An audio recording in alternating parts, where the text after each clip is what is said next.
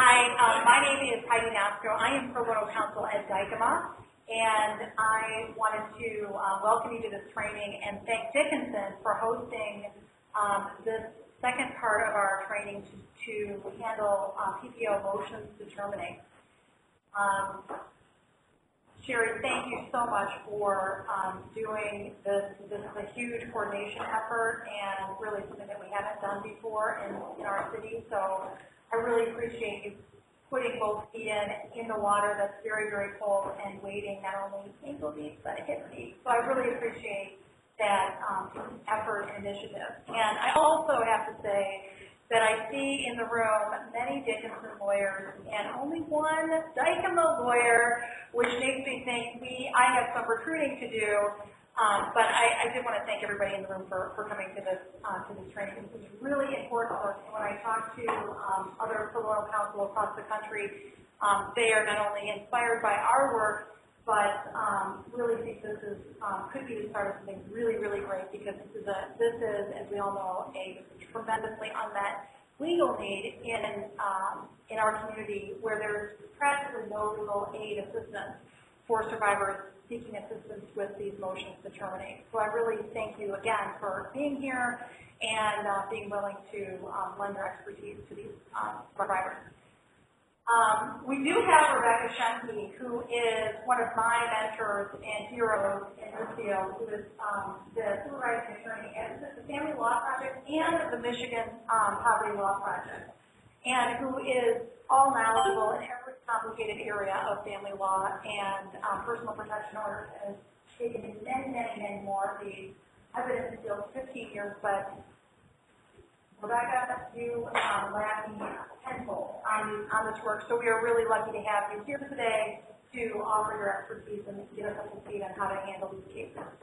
Finally, some housekeeping matters. Sherry and I are tag teaming, as you know. We will be, I actually have 2 cases right now ready to place for next week. I have a hearing in Oakland County, and I have a hearing right over next week, over in the building over on June 5th in Wayne County. So if either one of you, if either case is attractive, or if you're interested in taking a case, please send me an email.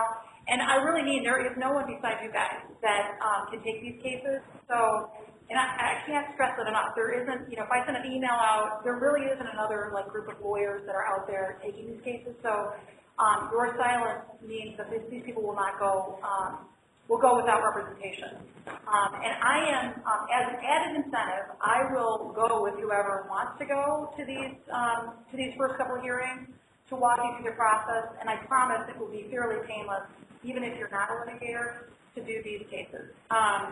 There is some complications, but it's really, really straightforward. The hearing just last 5 minutes, so you should be out of there in about an hour. All things going well. I also just wanted to make a brief announcement about the pilot that we are running while we are kind of coordinating this effort.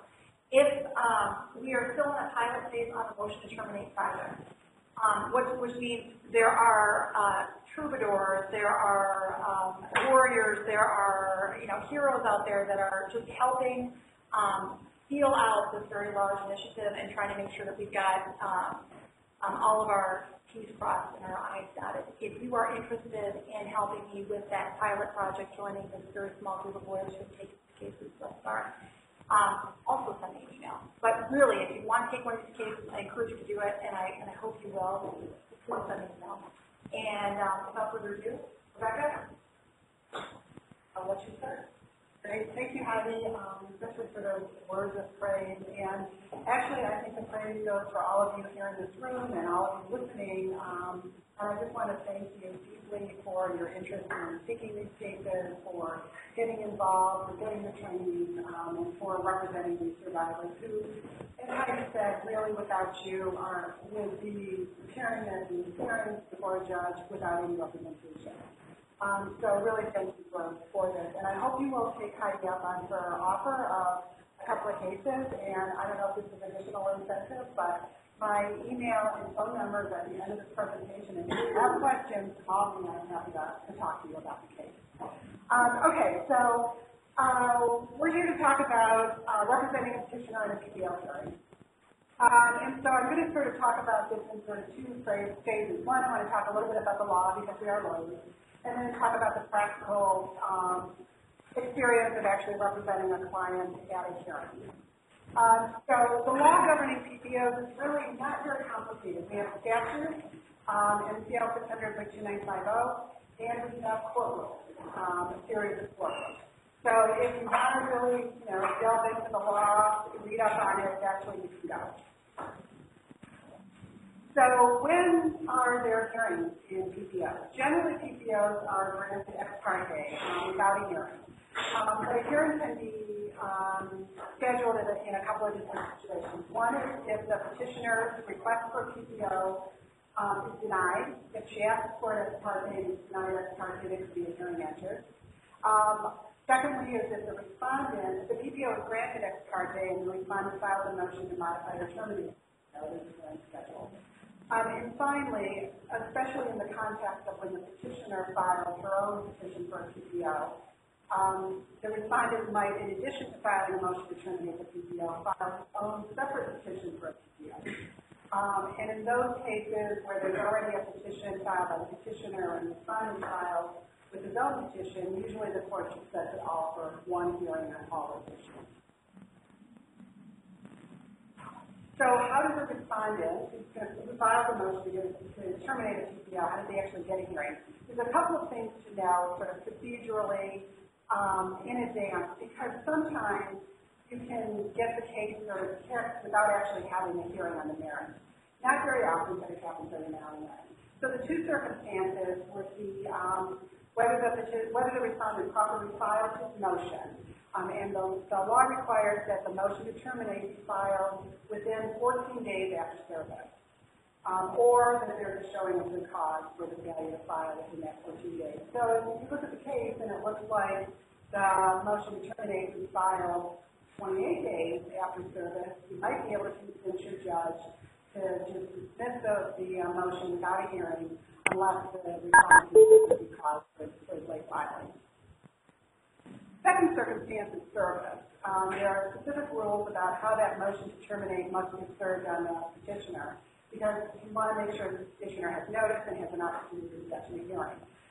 So it requires personal service or certified mail restricted to the petitioner. Someone other than the respondent has to do the service, and she has to receive the motion and notice at least 7 days before the hearing. So again, take a look at the procedure in your case. That's not happening. You might at least maybe not get the motion dismissed, but maybe you can yourself in that time.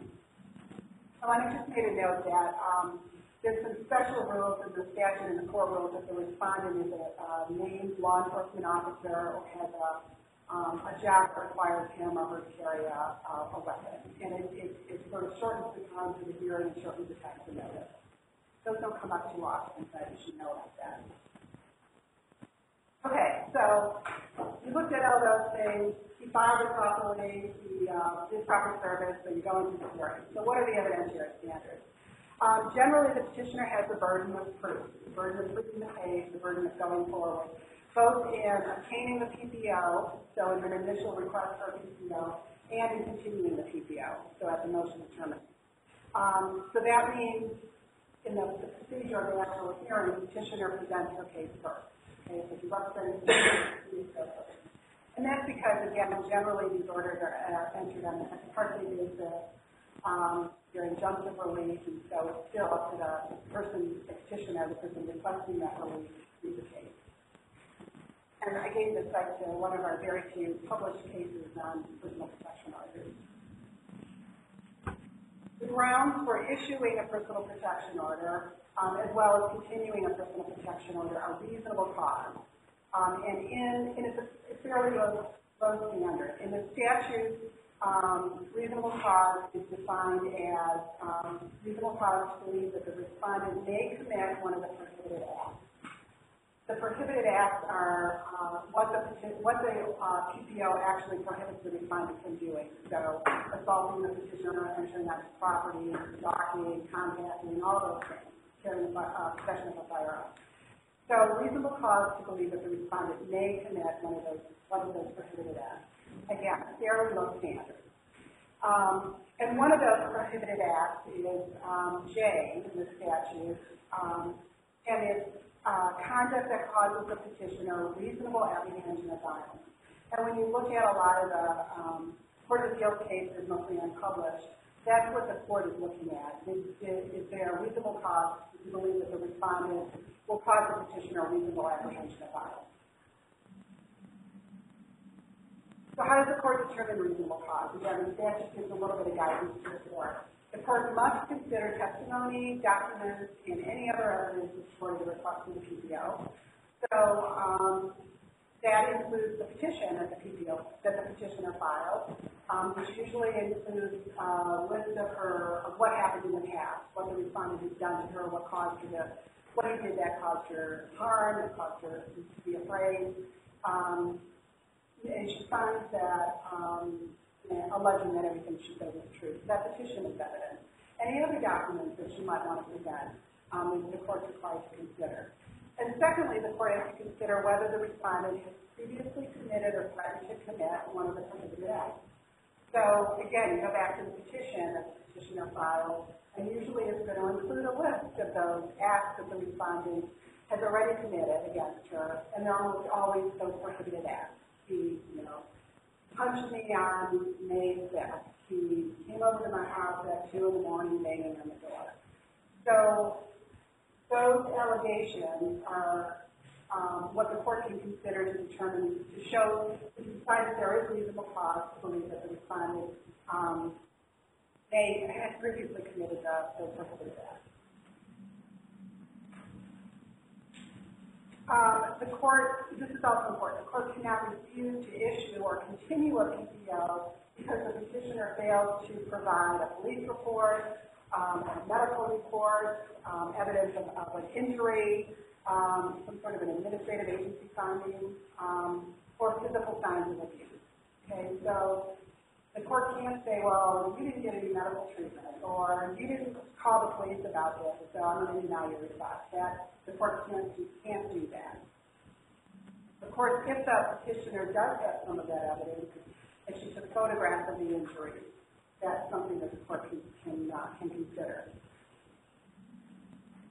Okay, so conducting a hearing. So the court must hold a hearing on a motion to terminate the PPO. It's got to be on the record.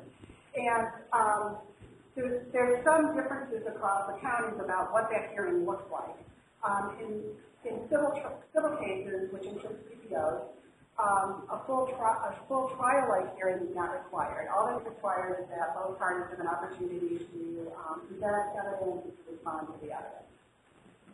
So realistically, at least here in Wayne County, for the most part, it's kind of an abbreviated hearing. It's not your typical evidentiary hearing where there's direct exam and cross-exam and witnesses and that kind of thing.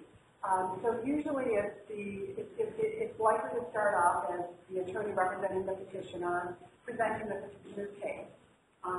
What did the respondent do to the petitioner, that kind of thing. And then also sort of responding to whatever the respondent alleged in his motion. I just gave you some examples of what we often hear from the respondent. I didn't do it, she's lying, she's crazy, she's drunk, she's high, or she did it to me.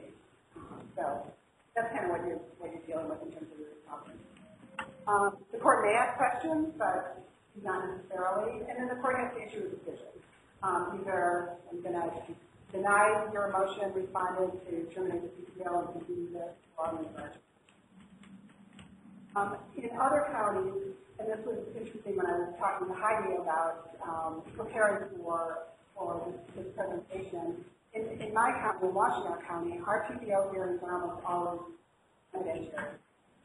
So we prepare our clients for testimony, we prepare for cross the defendant, we think about are there other witnesses, we might gather evidence. So they can be kind of little mini evidentiary. You may have that experience, but at least in Wayne County, it's probably not likely. Open county, that's a little evidentiary trial. Right. We actually need evidentiary trial. It is an excellent way to train for litigation because it's dealing with a fairly limited issue, you know, with the violence, with the threat. You get an opportunity to cross-examine someone to prevent a direct testimony. So you may have that opportunity to do that. Okay, so what is the hearing actually like? What's your role as an attorney? So I tried to outline it. So really what you're trying to do, you're going to present your case as an attorney, like you're sort of arguing a motion. So you want to tell her story. What did you do to her? You want to really focus on being consistent with the petition. So you need to make sure you've read her petition. What does she say in the petition? Make sure that what you're presenting to the court is fairly consistent with the petition. Again, remember to supplement what she says in her petition because the court can consider any other evidence that's presented to determine whether the respondent may commit one of those prohibited acts. You want to address the respondent's allegations and make sure you read his motion to terminate because he may say something in there that you want to be able to respond to. You really want to provide clarity and relevancy to the court, and that's because oftentimes if the petitioner is filing her petition on her own without any assistance, she's not filing as an attorney. She hasn't read the court rules, she hasn't read the statute, she doesn't really know what the court wants to know or needs to know. So that petition could be kind of all over the place. It could start off talking about when they met 15 years ago, or she may describe an incident that happened a month ago, and she'll talk about how they were going out to dinner, or they were driving in the car, or what happened the night before, and then finally lead up to the actual incident or the threatening behavior. So you really want to sort of read that petition, talk to your client, and really try and sort of really and clarify what it is that she's saying in the petition. Because you want to make it clear to the court. You want to present that evidence to the court that gives the court enough to determine that PPO should be given. And again, the standards showing that the conduct that the respondent engaged in caused a reasonable apprehension of violence. Okay, so when you're actually presenting the case, your client's case to the court, this is kind of how you want to start. Because one of the requirements for a domestic relationship personal protection order is that there is a domestic relationship between the parties.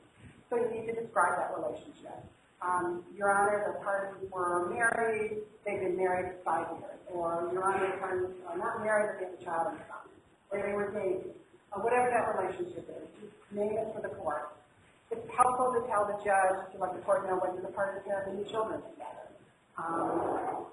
Because the court is always interested in the children in the family and whether they file because of where children are. And then you can do this a couple of ways. Generally, I start off with describing the most recent incident. What happened that caused the petitioner to file the petition? What brought it to court? What was that? What happened? It's really good to identify the date because the court in issuing these orders is really looking at immediacy.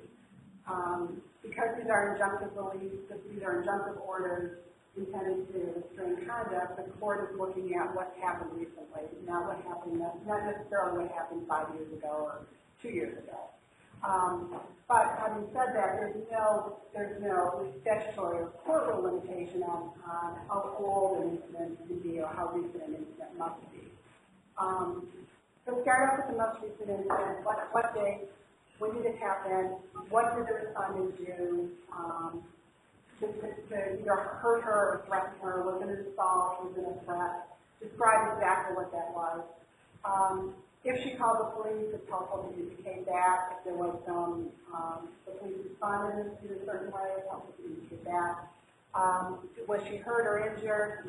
Medical treatment. Anybody else present? Were the children there? How did those people who were present react? Were they upset? Were the children present? Were they crying? What made her feel? She felt afraid. She was hurt, whatever it was. And you can use this kind of outline for any other incident that you're going to describe to the court. Okay? So the other information you want to provide to the court is often helpful to tell the court about the most serious incident. Now, that could be the most recent incident, but not necessarily. It could be something that happened some time ago. But particularly if it's a very severe incident of violence, and frankly, I don't know that it really matters how long ago it happened. If it was very severe, assaultive, caused her harm, I think it's really useful for the court to know that. So I think it's helpful to describe that most serious incident. And then you can talk about any other incidents, any other recent incidents that have happened. Oftentimes, not always, but oftentimes there's going to be more than one incident. Survivors tend to go through a fair amount before they come to the court to seek some sort of remedy or protection. So it's a rare case where you're just going to have one thing that happens. There's usually going to be several things. Sometimes I'll talk about the pattern in a relationship. Again, it may not be that relevant to the court. The court needs to care about that, but I think talking about the pattern in a relationship with the violence of the abuse is kind of such a stage for the court, and open the whole, the sort of worldview of the survivor. And in that, when you're talking about that, the pattern of the abuse, the relationship, then you can even talk about things that aren't necessarily violent or threatening. Did you control all the money? Did he prevent her from working? Did he call her at work all the time so she lost her job? Did he show up at the job? Did he call her names? Those kinds of things. Did he prevent her from having any contact with friends of her family? She felt really isolated. Those kinds of things can be helpful to the court, but again, I would limit that to a certain extent because, again, the court is not necessarily interested in that and really wants to hear more about the more severe incidents and what caused her, what causes the apprehension of violence. And then I think it's always good to kind of close by talking about how she's still afraid of him, what she's afraid of him to do, so that the court gets a sense of the seriousness. So you may or may not have time to kind of prepare your case in advance. How you talk about the two cases she's got that are having a hearing next week. It doesn't take a lot of time to really prepare. So it kind of depends. At a minimum, you need to, like I said, read the pleadings, read the petition, read the respondent's motion to terminate, and interview your client. Talk to her, find out what happened, what were the worst things that happened to her. So you can make sense of what's on the page and what's important. Sometimes you may have a little bit more time and you might be able to do a little bit of discovery. So a couple ideas of what you might be able to do is to find out whether the respondent has any previous convictions, especially domestic violence-related convictions with your client, with your petitioner. If there are, that's relevant information, right? That shows that he committed one of those prohibited acts in the past, and that means he's likely to do it again in the future. So you might be able to, if you can find out that he was convicted of a duty-related crime, you might be able to get a certified record of that conviction from the court where he was convicted. It's probably a lot harder to do it in Wayne County because there's so many different courts and kind of spread out. It's easier in the smaller counties. In Washington County, it's very direct. So look that up at our circuit court, and then either call or just drive over to the district court, they'll get you certified copies, and you can use that as evidence in your case. You might be able to get phone records for your client or for the respondent, and this is particularly relevant in cases where one of the allegations is that she made is that he calls her all the time, calls her incessantly. And that kind of harassing and repeated phone calls can be considered as stalking, and that's one of the prohibited acts. So you might be able to get her phone number, subpoena the carrier to get a phone record of the numbers that came into her phone. If you know his number, you might be able to get it as well. And while you won't get the content of the calls, you'll at least get the phone numbers, and you might be able to show that on May 14th, he called her 25 times between 2 and 3 a.m. And that can help to corroborate your client's statement about his unwanted phone calls. Sometimes what we'll do is also, if there have been repeated text messages or email messages going back and forth, we've had our clients take screenshots of the text messages on her phone and email those to us, and we'll copy those. I don't know, we're talking about this. It's probably not best evidence. It's not really authenticated. But, you know, you might be able to sort of at least talk a little bit about the text messages and read verbatim what he said, and offer them to the court if they want to take a look at it. Sometimes, not very often, I wish it were more often, when petitioners are actually hurt during an assault, and it may be something as simple as, you know, some bruises or scratches or that kind of thing.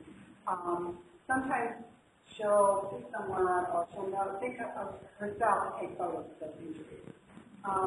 It would be great if that happened more often. It just doesn't. And sometimes there's the respondent has actually damaged property. We've had a couple times where we've had clients where the respondent has just torn up all her clothes, put them in a pile in the room, and she'd like to take pictures of them. And actually, one client who brought his torn up clothes to our office. So that kind of, you know, physical evidence, if it's there, is helpful. But as I said, it's not often there. But if she did get in photos of the injuries, those are great to share with the court. It really kind of, you know, paints a visual picture for the court as opposed to you just kind of seeing it first. And I think those things are helpful. We've also sometimes gotten, if a respondent has left threatening or harassing voice messages, we've been able to get those recorded, bring those into court, and play those too. And again, putting, you know, saying he said, "I'm going to kill you," that sounds bad, but when you actually hear it in his words, hear the tone of his voice, and you can play that for the judge, it can be really powerful. But again, not something that you have very often in these cases, but something to think about. So if you have that time, you know, to do discovery, these are some things to think about looking for, think about, as I said, often you don't. Witnesses, again, probably not that likely, but, you know, think about it if you have time. If you're in Oakland County or one of the other counties where you might have more of an evidentiary hearing, it might be worth considering. So talk to her, ask her if anybody was there when the incident happened. Did anybody hear it? Did she talk to anybody immediately afterwards? And think about some of those hearsay exceptions. You know, was it an inside utterance? Did he assault her and she got right on the phone and talked to her mom and was crying and said, this is what he just did? And you might be able to get that mom's testimony and corroborate what she said. Okay, so how do you want to talk a little bit about some special issues that might come up in your case? And so these are kind of what I came up with. So one is to remember to maintain confidentiality. PPO can be entered, and the petitioner can ask that her current address be kept confidential and not released to the respondent. If that's what she's done, just really be aware of that and make sure that you maintain that confidentiality. You don't somehow inadvertently ask her where she lived or mention in the hearing where she lives, because you want to keep that confidential. I also wanted to remind everyone that mutual orders are prohibited unless the respondent files his own separate petition. Okay? So sometimes what happens is the petitioner files a petition, the respondent files a motion to terminate, you come to court to talk about it, then you come to court for the hearing, and maybe there's an attorney on the other side, maybe the respondent himself, or maybe even the judge will say, maybe we should just have a mutual order in this case. You know, it's just, they both need to stay away from each other. Let's just keep them from each other. We don't need these PPOs. Or let's just issue PPOs in both, you know, for both of them, even though respondents don't. And I just want to caution you against agreeing to, or, you know, agree to that suggestion that it's even by the judge, for a couple of reasons. One, it's really inappropriate if there's no allegations that the petitioner has caused any harm appeal that responded. So why would one agree that she be restrained from having any contact with him if she's not even alleged that she's done anything? So just really be aware of that issue because it does sometimes come up in these cases. And really try to avoid doing that. If, on the other hand, as I mentioned earlier, the respondent in the motion to terminate also files his own motion for a PPO, well, then that's a situation in which conceivably the court could award PPOs to both of them. But oftentimes those petitions for a PPO by a respondent are just done as a tactic. And along with the motion to terminate, they're going to say, well, here's all the awful things she did to me, and so the judge should keep her away from me. Such a tactic. And you can usually, by reading your client's petition and arguing her case and what you've done to her, you can usually do away with that request that the respondent has made. But what about mutual or restraining orders and a civil order of restraint? Right, yeah, so civil order of restraint. Yeah, and I think I may have mixed up the two. So mutual protection orders are prohibited unless the other side also files a petition and the court grants it. Makes the appropriate time to grant it. There's also this concept of just mutual restraining orders. We're going to restrain the behavior of both parties. It's not a PPO. It doesn't have the same enforcement provisions of the PPO. The PPOs are enforced by law enforcement, they're unconstitutional. But mutual orders are just orders in court, in a court case, and they're enforced by somebody bringing a motion for contempt before the court. And those are the ones that can be harmful to survivors of domestic violence who've done nothing to the respondent. They have threatened or harmed the respondent. So it's really not appropriate to agree to that kind of a mutual order when she's done nothing to cause her behavior to be restrained. And it really sends a bad message to the survivor by saying, well, yeah, I know you haven't done anything wrong, but you're still need to restrain your behavior. It minimizes the abuse that she went through and just, sort of doesn't take it seriously. So I would recommend that you not agree to any of that. And if the alternative is to have a hearing at the judge's side. But I've also seen a lot of lawyers in Detroit ask for, I don't want to consent to a PPO, but I'll grant without hearing a civil restraining order. So the same thing, that's bad for the survivor as well because they can't use law enforcement to enforce. It's not self-enforcement. You have to go back to the court. So that's another where violence attorneys do that. Right. Exactly. Yeah. And I was involved in a recent case at the Court of Appeals called Ani v. UNH. And it was a case from, I think it was Oakland County, where there was a hearing on a petitioner's request for a PPO, and the judge didn't really give them a hearing, and instead, on her own, entered mutual restraining orders in the parties' divorce case. That was also that the parties also had. We argued that was just like a PPO, and in fact, she called it a mutual order to restrain violence. There was no allegations that the survivor did anything to the respondent. And so the Court of Appeals basically said, look, we don't care what you call it. Really what you're doing is issuing a mutual PPO for his residence.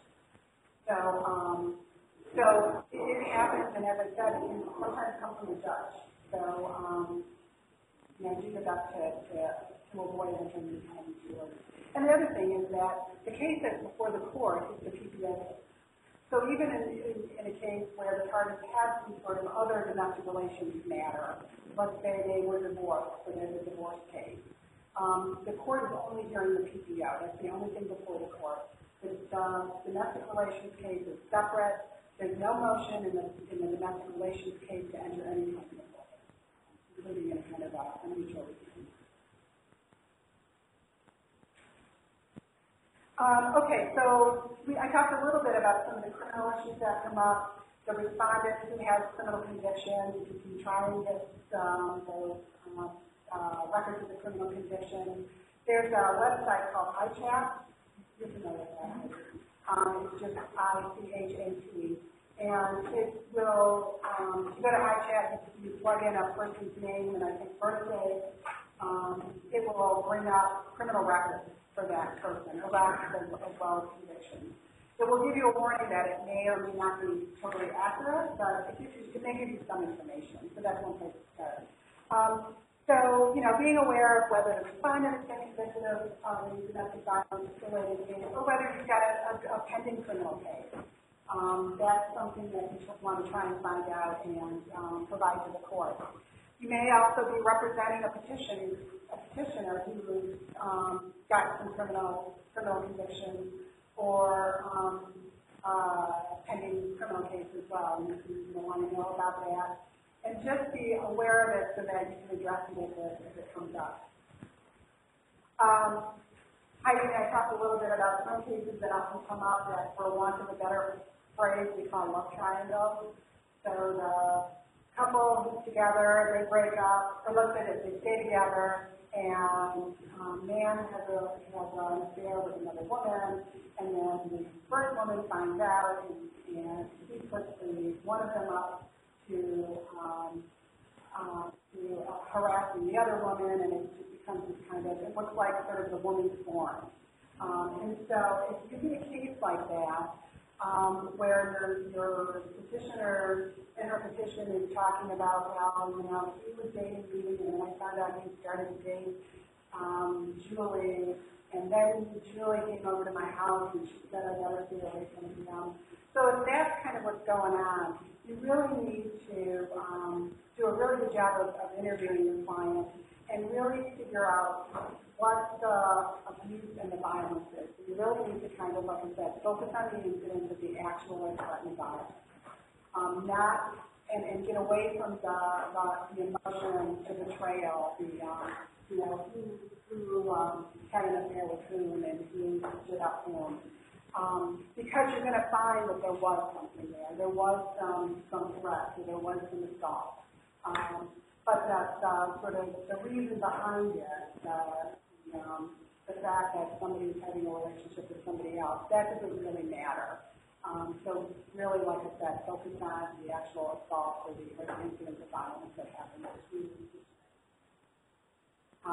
And that is also kind of goes back to what I said earlier about when you're presenting your case to the court, really focus on relevancy. The court wants to know what the respondent did that caused her to be afraid, and why does this behavior need to be enjoined in the future. So that's what you're focusing on. So it doesn't matter that she got mad because she had an affair with somebody else. It doesn't matter that he assaulted her because she insulted her best friend. And that's what you want to focus on, is those actual threats and the insults. I wanted to say also a little bit about if the parties have children together and if they have a custody order.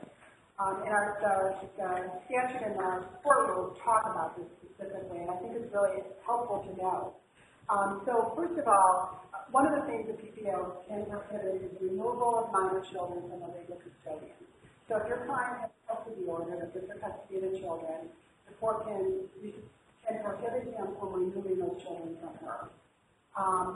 If that custody order also gives him some parenting time, he may lose out on his parenting time because our court rules say that PPO takes precedence over any custody or parenting time order until or unless that custody order is modified. Okay? And there's other stuff about if there is a custody order, the PPO judge is supposed to contact the custody order judge, and if practicable, consult about how the PPO may impact custody or parenting time. But ultimately, if the court issues a PPO that impacts the respondent's parenting time in any way, that PPO is precedent. But he doesn't get to say, well, I can come over and pick up the kids, even though there's a PPO here, because I have a parent. Okay. And that can be really powerful and helpful to survivors, because oftentimes exchanging kids, parenting time arrangements, just provide one more opportunity for the respondent to harass, assault, abuse her.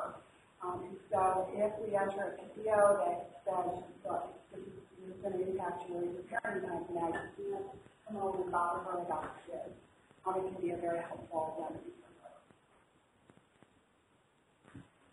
her. Okay, so completing the hearing. So you've done your little spiel, you told the judge how afraid your client is, you provided any other additional information, you totally disputed everything the respondent said in his motion. And so the court has to make a decision, and the court is supposed to state the reasons for granting or denying PPO on the record. And then there should be an order entry. And I just gave you a couple of suggestions of what some of the orders may look like.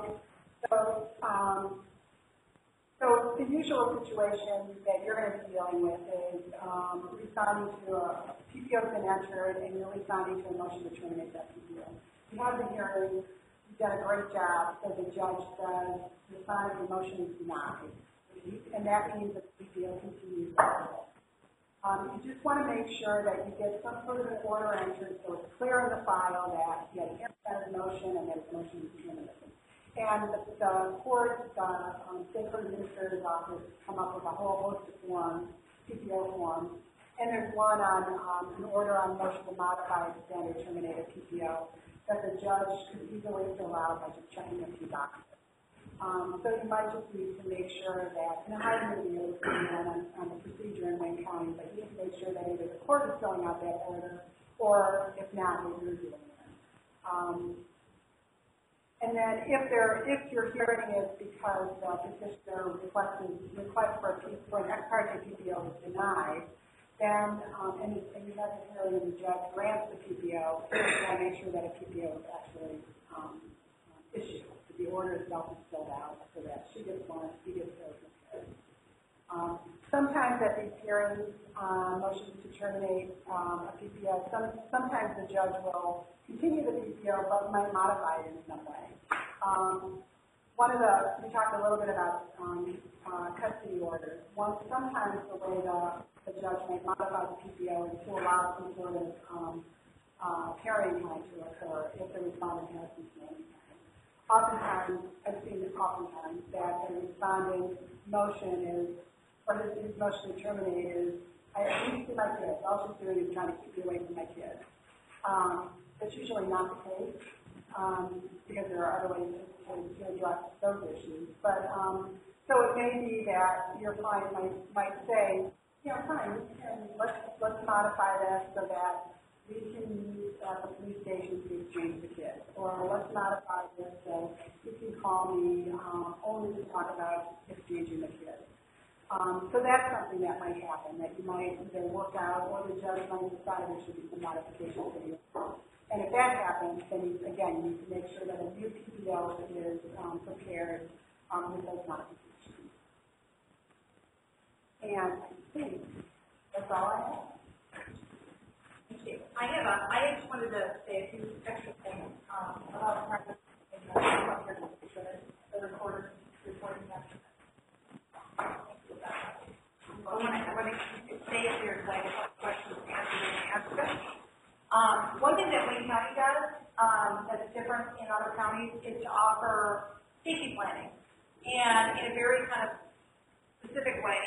If you get a grant of an order of protection, many times there's like mumbling and grumbling, and it can be the most tense time between the parties. When you're in the court, if Rebecca is the survivor and I am the petitioner, I can really actually come up on you like this. They will do this. I've seen them do that to kind of move your way. So what I have done is just stand right in between them, and then they kind of back up, give you the normal distance. And immediately after the order is entered, the respondent will usually say a few things, and I've heard them kind of make some comments. And at at that point, then I will just simply ask the court to allow my client to leave first, and they will hold the respondent in the courtroom. Sometimes the respondent will literally just disregard the judge's admonition and will walk out of the room, in which case I would strongly recommend you to stay there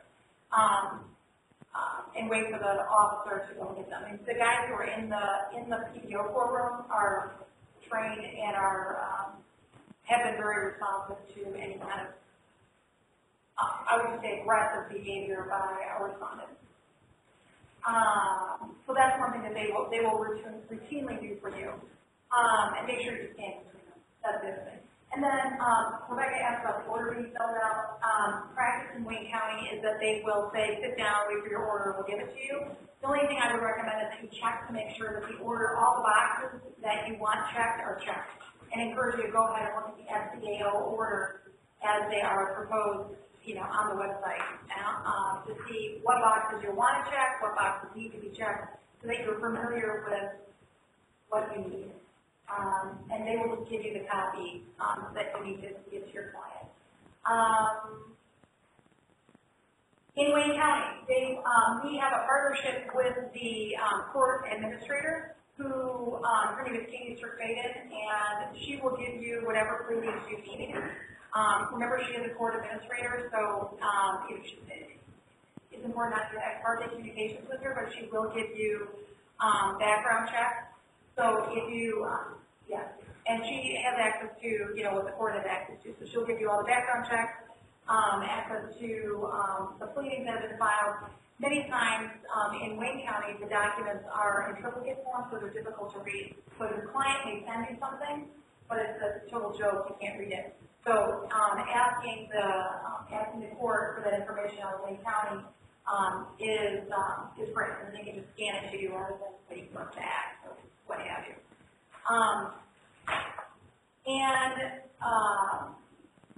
As far as checking in, this court, you are going to be in the domestic violence court. This is a partnership with the domestic violence court.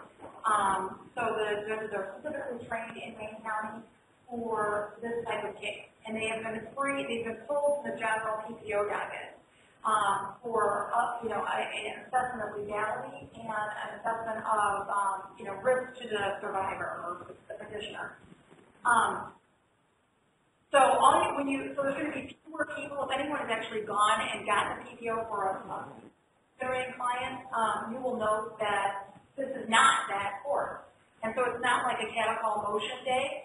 You literally are walking in, there might be 3 other people there, which is fantastic for you, and I recommend that you check in and let them know you're part of the Pro Bono Impact Project, the Motion To Terminate Project. Let them know that you are pro bono, and they will put you on the first call, which is fantastic, especially if the respondent has decided not to show up.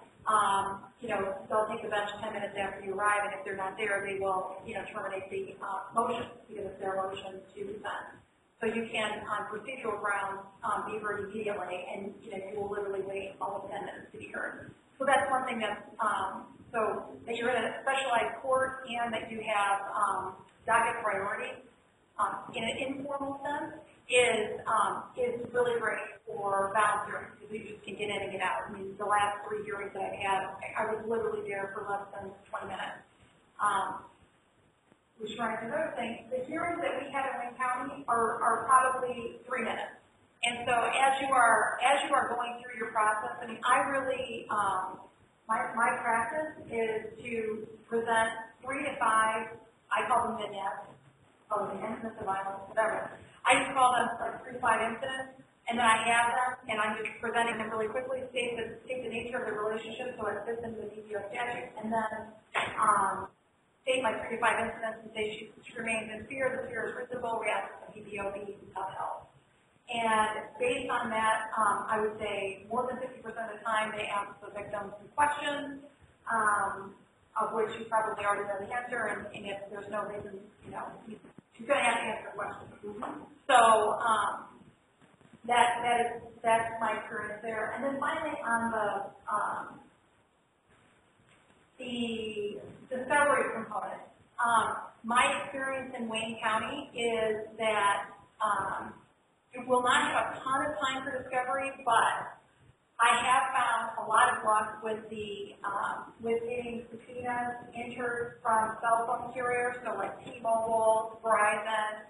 If you use you don't have to go, do any formal discovery. All you have to do is fill out a subpoena, sign it, put the court case number in it, and send it. You just Google the cell phone carrier, and you can get at least a very basic set of information, and it will be certified when it's returned to you.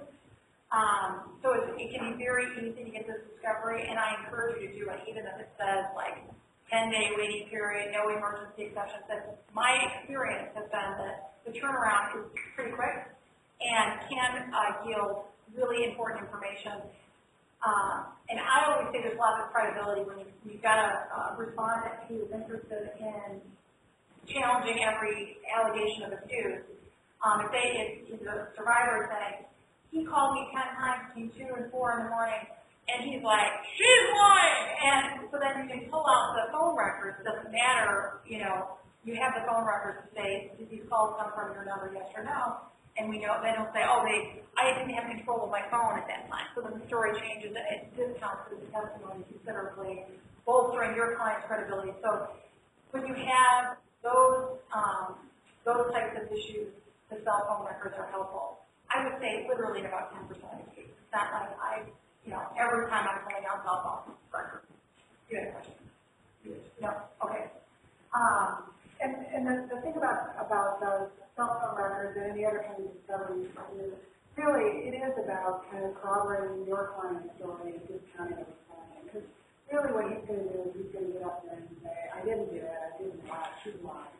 And so you want to make her story look way believable than whatever he has to say. And if you can do it by pulling on cell phone records or pulling on photos or just making her story sound coherent. And, she's got a beginning, a middle, and end to each of those vignettes.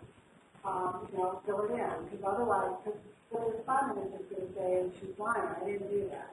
Or he's going to minimize it and say, well, maybe I shoved her, but I didn't do it because of that. The other thing I wanted to comment, and I do want to hear your thoughts about this, is interviewing the client.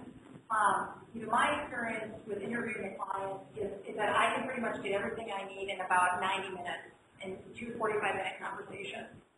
However, I do some considerable reining in with a client, and you have to be very, delicate. It's like part of your client interview tactics and skills that you want to be aware of. You don't want to shut her down. But I like to get the basics of the relationship first so that you understand how long you've been in a relationship, what's the nature of the relationship, what's going on, and then tell me about what you think is the worst incident in domestic violence, or tell me about the most recent incident in domestic violence, or tell me what he normally does, or what he will say in defense, and then you can kind of bring her out a little bit and get the good story. What we have found. Becca and I and others who do this work is that many times the survivors are just looking for affirmation and they're trying to convince you that she is believable and telling you all this background information. And I have found I have little patience for that, and because I'm busy, and I know you guys are busy too. The way that I have responded to that is, listen, I believe you.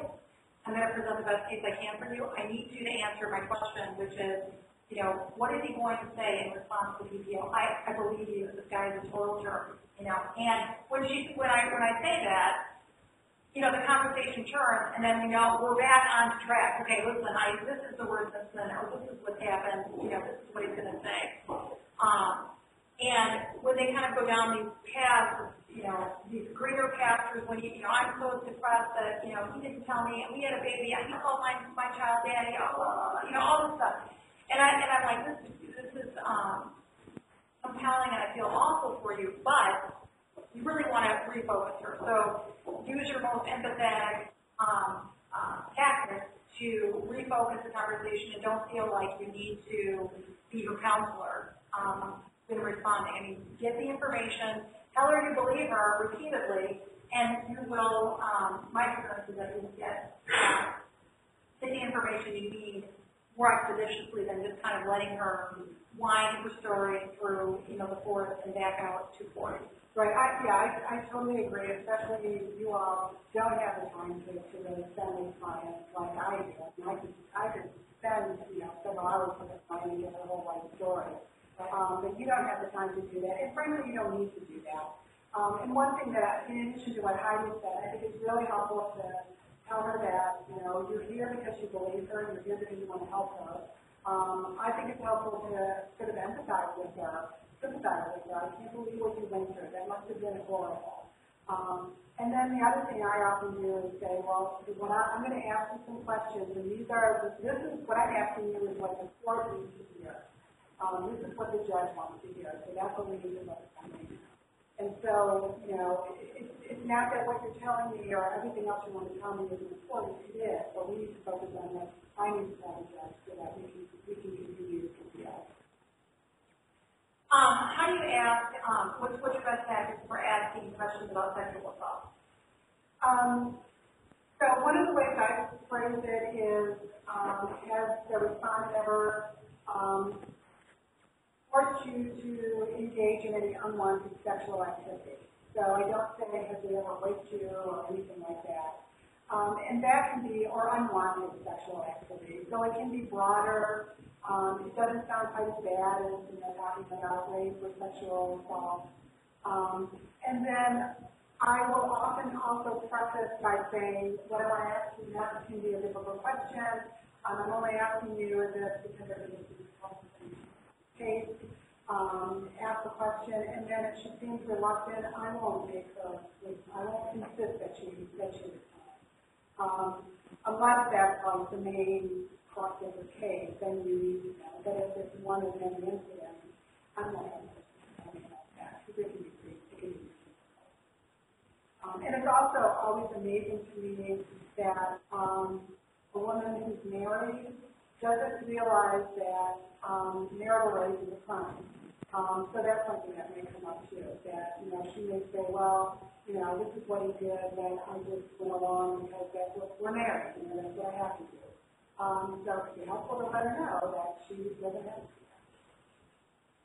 that. And then evidence of, unwanted sexual conduct can be, in Wayne County specifically, fairly persuasive. It's for a couple of reasons. Number one, it shuts down the respondent pretty quickly. If the lawyer is saying, and by the way, last night or 3 weeks ago, blah, blah, blah, blah, blah, it's embarrassing for him, and it's validating for her. And I almost never get a response like, that's a lie, which is really, I think, is kind of interesting. But if you're able to report evidence, and that's actually your client's experience, it can be very persuasive and helpful. And then finally, with the legality court, the CV court, what does that mean, and what kind of cases have we seen in our pilot? So I've been doing this work for 15 years, and most of the cases do not involve a corresponding criminal case. But I would say more than half of these cases involve a corresponding criminal case. So that's actually good for you. And these guys have rap sheets that are very long that involve, not only crimes against the survivor, but other crimes as well, which is obviously helpful and will make this process pretty easy for the volunteer attorney. Some of what we have seen, so it's important to ask, do you have rap sheet for this guy? Is there anything out there? And see if you have can get something like that. Some of the stuff we've seen is pretty egregious. One of the cases I had just 3 weeks ago during this pilot was that the respondent, who was actually trying to terminate the PPO, threw the couple's child's life through the picture window, and did not refute that. He just said he was really upset. And of course he's been arrested for that. Another incident was like a kidnapping. He lured her into the car and then drove her around, I think downtown. It was a big city, it was in Detroit, or maybe it was Windsor. Drove her downtown and continued to threaten her to run off into the river with her in the car. So these are all very easily prosecutable cases. And when you get these stories, all you have to do is breathe life into the arrest. So you'll see, aggravated kidnapping. And you're like, whoa, what's that about? Were you the victim in that case? Whoa, what happened? So they are these kind of situations are helpful to know.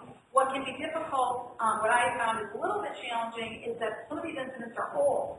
So these aggressive or really egregious incidents of domestic violence, are 2, 3, 5 years old.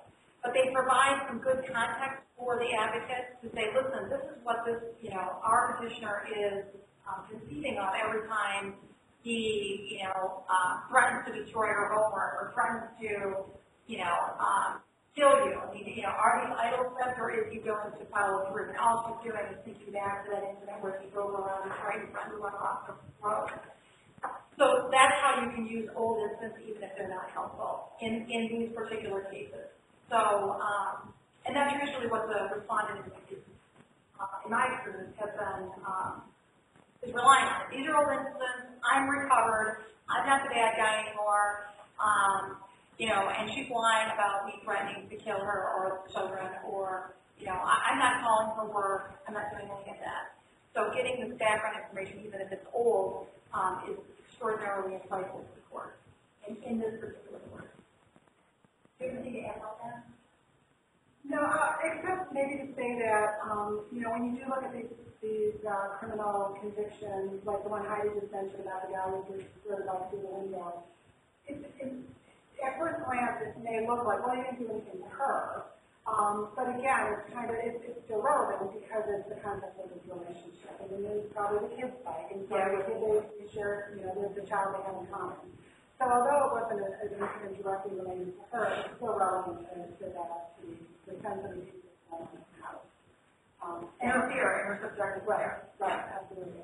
And the idea of those old incidents, too, if there are old incidents that are really awful, kidnapping, or just a terrible assault, but they happened a long time ago.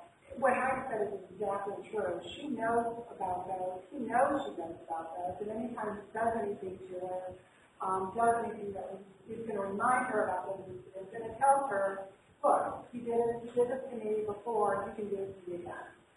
So that's really how those old incidents are. You can make them relevant. He did it before, he's threatening now, it could happen again. And that's what she knows is happening. So that's what causes her to feel that fear. And the final little tidbit I will offer is that because the hearings are so brief in Wayne County, you talked about bringing witnesses, if I do these cases in Wayne County, I bring them, if it's like a great fact pattern that the witness has, like, for example, somebody witnessed, an assault, and it never happened. So, the mother, walked in on the assault, and she's like, oh my God, and so mom was available, and like, well, she's got ability, mom, whatever. But, what we ended up doing is mom came with the petitioner, and all I had to do was make the statement about the awful beating that the mom walked in on, and I turn around and I say, and mom's right here if you want to hear from her about what she saw when she walked in 3 weeks ago. And that is usually enough. I think maybe one time in my 15 years I brought a third-party witness. But I do constantly refer to them sitting in the back. And you can issue a subpoena if you want to help them get out of work or whatever. But that's how I use those witnesses. I'll reference their incident and then turn around and say, semi-dramatic, like, and here's the witness we have to support that. I think that's it. I think that's all. Anybody have any other questions? Yeah. I'm curious if the presentation that they might be available in electronic PDF format to reference. Oh, this presentation? Yeah, we can probably somehow send it out in PDF. Sure, absolutely. And we're actually recording this. Obviously, there won't be able to do that. Okay. Yeah. What's going to be, I suppose if these cases keep coming up, like how are we going to be remain aware of, I can take that one in a couple of weeks, let's schedule today, and other people know that's on the list, or, So this is actually part of our pilot and what we do and what we're, Sherry and the other pro bono coordinators, pro bono counsels across the firm are trying to decide. Right now, like this week, until you hear otherwise, I will include everyone who is on the training right now, who's been trained, in my pilot. So like I said, I do have 2 cases next week, Thursday, one in Wayne County, one in Oakland County. I'm ready to send those out. I would love to send those to somebody today. So I will continue to send emails. If you would like to receive an email directly from me, that's fine.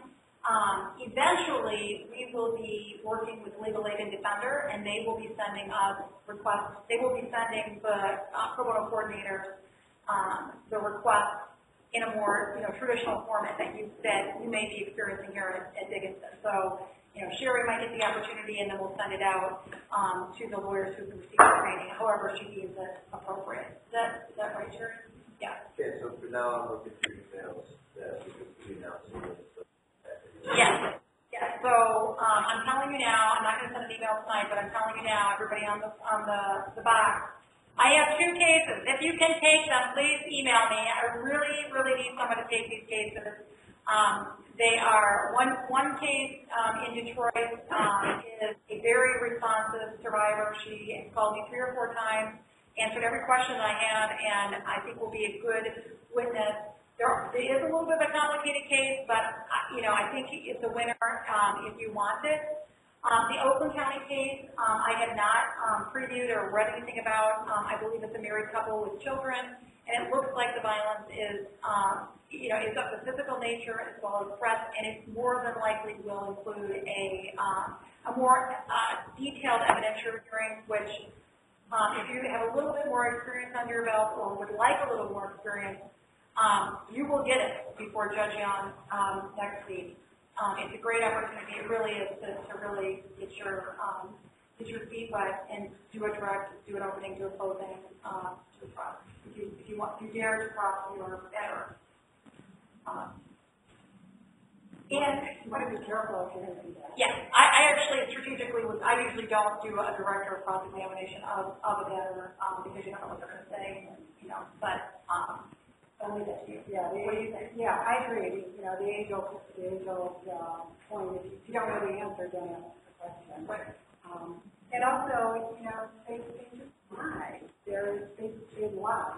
They're not going to be honest with you. I'm going to ask you for it. So, I give them another opportunity to just lie again about their story. So, unless I have something particular, specific that I know I can get something good from them, I agree. I usually won't.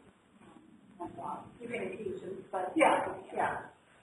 Like, if there's a criminal conviction, you get into this or that, something that's simple. And then the direct exam of your client can be, if you have to do an actual evidentiary hearing, can be really fun and can be good experience and rewarding because she gets to tell her story. You get to help her, you get to prepare her so that she can come forward and tell you it's just like any other direct exam. You're telling your fun story. But for this project right now, we'll be getting most of our cases. Any other questions? Oh, yeah. You mentioned the possibility of the mutual restraining order. It's not a good option. Does it ever come up that the judge basically says either mutual restraining order or no PPO, and in that situation, is that better than nothing? Well, it's possible it could come up. I think I told you about that. We took up to the Court of Appeals. That's exactly what happened. The judge gentleman denied the PPO on the issue of mutual restraining orders. I mean, if the judge said that, that's what the judge is ordering. I suppose if she gives you an option, I don't know. I would take a minute to talk to the client and make sure she understands what a mutual order means for her. It means that her conduct is restrained just like his is. It means that he could file a motion for an order to show cause if he believes she violated it and bring her back into court. So, I would probably tend to recommend to her that it's probably better just to say nothing. No PPO, no mutual order. Advise her to kind of wait and see what happens. If there's another threat or another incident, file another PPO. I don't know what you think about that. It happens a lot in Wayne County, especially when the other side is represented. They're constantly asking you to drop the PPO and take a restraining order, and that's really, especially if they know you're a volunteer. So I never tell anybody that I'm a volunteer. But that always happens. always, because they know that it's not going to be on the lien system. And remember, when you walk into the courtroom, the unique piece about having an order of protection, a PPO, is that it is self-effectuating. If it says you are not to, the batterer is not to appear within 50 feet of her place of employment because, he's been harassing her there, when she looks out her window and she sees his car driving around, that is, with the PPO, you call the police and you say, I have a PPO that's preventing him from being within 50 feet of my place of employment, and I can see him sitting out there waiting for me to come out. That is now a violation of PPO, and they can arrest based on those allegations. With a mutual order of restraint or a restraining order that you get on behalf of your client or for your client, that is not similarly enforceable. The police have no idea what the court ordered. It's just like any other civil order that you and I enforce in our commercial clients. This is something that the police can just pull up on their lien system, and they can see a printout of exactly what was ordered. So that's the magic of the PPO, and that's why you should never. I never agree, and I just go right to a hearing on a PPO because. What are you going to do? You're not going to come back and, argue a motion to show cause for her. Well, that's the thing. Yeah, you're there for this one motion. If you ultimately get her a mutual restraining order, and then you go away, she's on her own. She's never going to figure out how to enforce that mutual restraining order if you violate it. She'll never figure out how to get that. It's really just sort of useless and planning for her. Right. And, it's a quasi-criminal order. It's a civil proceeding, but it's a quasi-criminal enforcement proceeding, so he can go to jail for 93 days, he can be fined. And with a civil order, who knows what that is, So, but it's a perfect point, and with these judges at least, because they have this special training because you're in the DV court, they don't usually push it like other civil judges in other counties.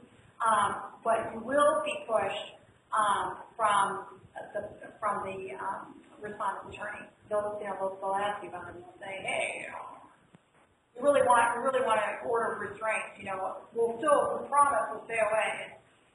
We're willing to agree that without a hearing. It can be done right now. What do you say? We know she's fearful. Yeah, or whatever. And if they're asking for a mutual order, my first response is, you haven't made any allegations that she's done anything to him. So I agree with mutual order. And then, secondly, like Heidi said, even if it's just a mutual restraint of him, it's really not going to do any good. So I would just say,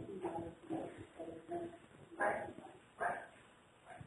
And you've got an hour on the judges, so.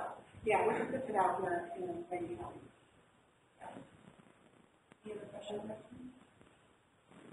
With the court rules, with the statute, with the accident, time. This is great. All right, thanks everybody. Thank you. Good luck.